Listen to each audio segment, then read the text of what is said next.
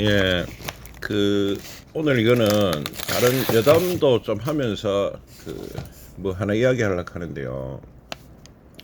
9월 9일 날그 제가 거기서 달러 외환 채권에 대해서 말을 했습니다. 이 동영상을 한번 가가 보세요. 예, 안 보시면 보시고 있어. 예, 보시고 왔다고 치고 꼭 보십시오. 이때 제가 뭐라고 해놓고만 달러가 1450원 이상이 되면 저는 달러 인버스 매수를 계속 하겠다 그래 이야기를 했어요. 달러 인버스가 뭐고 하면 달러 가치가 떨어진다, 달러가 내려간다로 이제 배팅을 하는 겁니다. 예, 그리고 채권에 대해서도 이 당시에 이야기를 하고 있습니다. 하여튼 그걸 다시 보시고, 자, 제가 이게 9월 9일 날 했잖아요. 그러니까 9월 9일이 언제고 하면 여대쯤 됩니다. 맞죠, 여러분들? 그 굉장히 높죠. 6,600원이니까 뭐 지금 가격 좀 빼야 안 됩니다. 굉장히 높은 가격이었는데 이때부터 계속 이래 빠져내려 왔었죠. 빠져내려 오니까 달러는 1,400원, 1,450원 그 가격에 갔었는 겁니다. 이때가 그때죠. 이때 제가 어떻게 했냐고요. 그 9월 9일 날 동영상을 보면은 계속 산다 했습니다. 예, 제 지긋지긋하게 샀습니다. 사실 힘들어 죽는 줄 알았어요. 이때부터 거의 다 샀죠. 이때 9월 한 말부터 해가 언제까 이거 그리 11월 초까지 샀으니까 한 달 반 이상 계속 샀는 겁니다. 이 구간에서 계속 샀다는 거. 이 구간에 한 달 반 동안. 그 지금 수익 났냐고요? 수익 아예 안 났습니다. 수익은 안 났지만 다음 주에 이 조시가 계속 유지되면은 수익이 나겠죠. 그러면 절반 팔 겁니다. 팔고 또 나머지는 한번 지켜보리라 그렇게 생각하는데, 오늘 제가 하고 싶은 이야기들이 그 달러가 이렇게, 이건 인버스니까 인버스가 이렇게 올라가면은 주식은 올라가게 돼 있어요. 달러가 항상 먼저 움직이죠. 여기서 사실은 달러 인버스들이 바닥을 형성하고 있었습니다. 예, 여기서 계속 형성하고 있었죠. 언제부터? 9월 한 27일부터 지금 이미 바닥의 조짐들이 계속 있었죠. 그러고 9월 30일부터는 사실은 확연한 바닥들의 모습들을 계속 보이고 있었습니다. 9월 말부터. 그러니까 달러는 어느 폭을 못 넘어갔죠.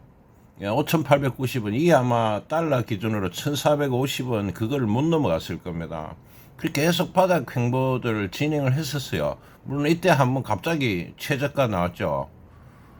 그리고 뭐 그런 적은 있었지만 하여튼 이 행보를 계속 했다는 거. 저는 한 달, 한 열흘간 계속 샀다는 거. 왜?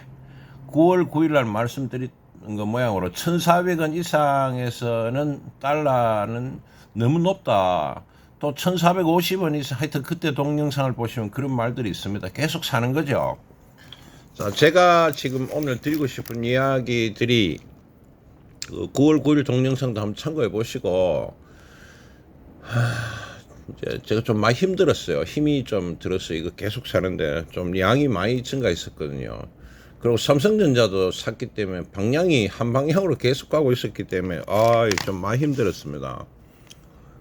달러 인버스와 삼성전자는 같은 방향으로 움직이죠. 그러니까 그 양이 너무너무 많아지고 있었던 겁니다. 가격이 그 가격을 주니까 할 수 없이 그랬는데, 여러분들한테 이 말씀을 지금 드리는 것들 중에 또 한 개 이유가 뭐가 하면, 한 달 반 동안 꾸준하게 분할 매수했다지 한 바 찔러 들어간 적은 없습니다. 저는 여기서 수십 번 이상 계속 샀을 겁니다. 끊임없이 사는 거지, 주구장창.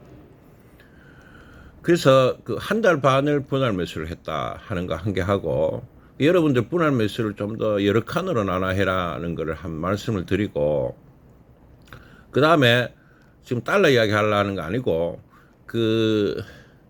주식에서 현금을 왜 꼭 가지고 있어야 되나 하면은, 그러니까 달러가 실제로 제가 9월 9일 날 뭐 여기서 말했지만, 일이 말했잖아요. 대충 9월 9일이니까 여어디 아닙니까? 되게 높을 때지. 말했지만 그런 거잖아요. 이래 쭉 빠져내려가가 이래 되는 건 아무도 모릅니다. 그걸 누가 알겠습니까? 그걸 안딱하면은 제가 점수리 경제에 들어가겠죠. 그래서 분할 매수를 해야 되고 현금 비중을 많이 가지고 있어야 된다 하는 겁니다. 그러고 이런 타이밍이 왔을 때 끈질겨야 됩니다. 이때 끈질겨야 되지. 이때 끈질기면 안 된다는 거지. 이때 이래 쭉 내려오는데 뭐 끈질기면 뭐합니까? 맞죠, 여러분들? 그래서 그 주식을 할 때는 그 현금을 항상 좀 가지고 있어야 된다 하는 거를 잊지 마시고, 또 아까 각 사장님이 그 주식하는 거 참 힘들구나, 이 정도 하면은 다른 일 성공하겠구나, 그런 말씀을 하시는데 맞는 말입니다. 이 주식하는 게 그리 쉽지 않습니다.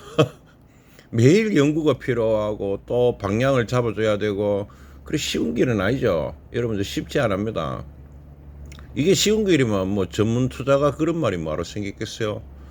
그래서 그 실제로 그 주식에 한 100년이나 이래 놓아 보면은 오른 시기가 별로 없습니다. 한 번씩 폭등하고, 그러니까 거의 한 70%는 횡보합니다. 왔다 갔다 그런다 이 말이지. 나머지 30% 중에 한 10%에서 15%에서 15%가 폭락하거나 올라간다 이 말이지. 폭등.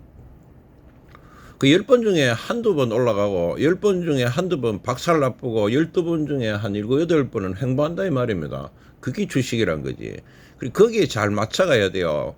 그거를 뭉뚱 끌어가 그걸 일일이 다 말씀을 못 드리니까 현금을 좀 가있어 봐라, 이래 이야기를 자꾸 드리는 겁니다. 아시겠죠?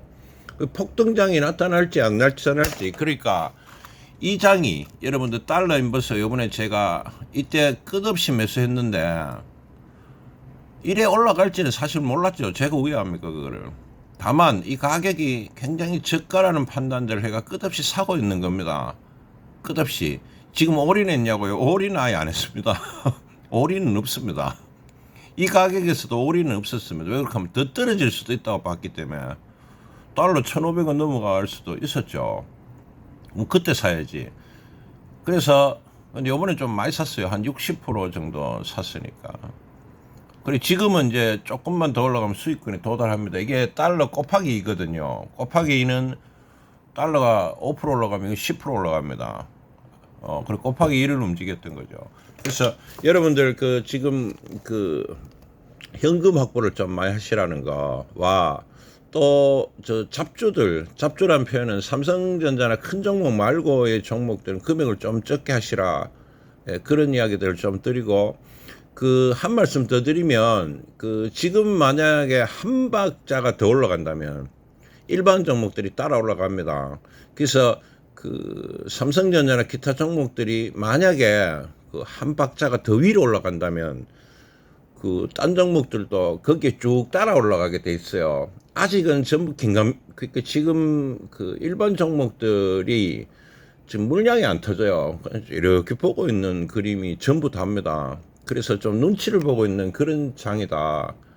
그 종주는 그 큰 대형주는 올라가는데 일반 그 중소형주가 따라가지 않는다.